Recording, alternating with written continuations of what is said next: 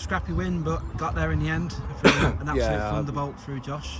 I think only excuse me. I think only something like that was going to settle that. I mean, it was an absolute war of attrition on.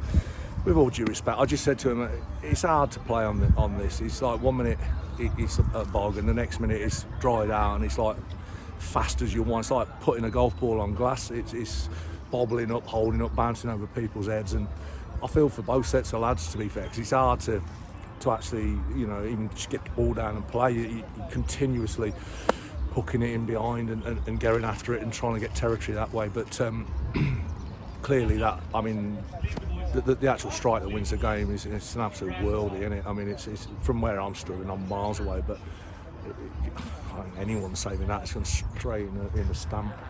Just a wonderful strike. I'm so pleased for the kid because he's had a tortuous time with injury and that, and he's been trying to get back and back and back, and finally he gets his little chance and he goes and does that. So yeah, I'm really pleased for him. And obviously you kept another clean sheet at home as well. And I think that's 4 wins on the spin now at home. So you're just starting to build nicely on the pitch that we can't sort of play on. So it's obviously a massive positive for you to keep it going now. Well, yeah, I mean that's what I said. We're in a position now where I don't want people rocking up thinking, we're fulfilling fixtures. If you think you're on the beach, this is the wrong club for you, because my team is going to play till the last whistle of the final game of the season. I'm not having any of that. We're always looking ahead, and trying to build a team and build a football club. But you're right. Just going back to your clean sheet. I mean, listen, Christian Bale, the skipper today, was immense. He headed absolutely all the throws that went in, and it's a great throw. He headed everything. Ethan Sefton headed everything. Pace, got back when they broke on us and they were in. He's the one that got back with his pace. Crowder, they did really well today. So, we've obviously got Bromsgrove on Tuesday, so we've now got a prep. They can have a bit of a rest tomorrow, prep Monday, and then play again. We've got 9 games in March. We're not safe yet. You know what I mean? You're looking at it, it's going to take more than 44 points, that's for sure. So we've got to make sure that we keep our foot well on the pedal and see this season out properly. And listen, if you do it right, you never know where you might end up. But I want a really, really strong finish of them, and they know that. I'm not here to mess around. So I want them to as I say, pedal to the floor and push on through now to the end of the season. I suppose it's another testament as well to the effort for the boys, because obviously it's the last 2 games you've sort of had dubious refereeing decisions, everything go against you, but to come here and get a result today must feel like probably a weight off the shoulders. Yeah, well, I mean, listen, the last 2 games have been our first back-to-back defeats since I've been here. I would quantify that by saying that the penalty at Bedford that cost us the game in the 92nd minute is an absolute disgrace. It's a disgraceful decision, and he has to own that, and he doesn't care. He probably referenced somewhere today and he don't really care, but it's a shocker. My lads have worked their socks off for the game and end up getting done like that.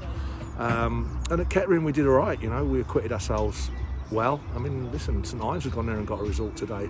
Some good sides in this league, and you can't ever underestimate anyone. But I had no qualms with our 2 away losses in terms of effort, commitment, and if we'd have got beat today 1-0 by a goal like that, I'd have had no qualms with the effort either. But it's just looking for that little bit of quality, you know what I mean? And that's the finish is quality. It's quality, and sometimes he's been running there, getting his yards in, but sometimes you go on a pitch after such a long time and it's like you think you're fit and all of a sudden your lungs are like space operas because you can't get enough air in, So I'm really pleased for him because he's such a nice kid as well.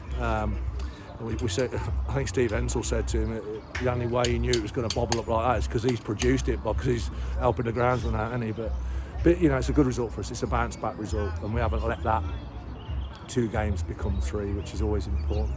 And obviously you touched on it already, but you got Bromsgrove next, so how do you sort of go about making it probably 5 wins at home, but also just keep that, trying to build a bit more momentum ahead of the end of the season? Yeah, Bromsgrove are good.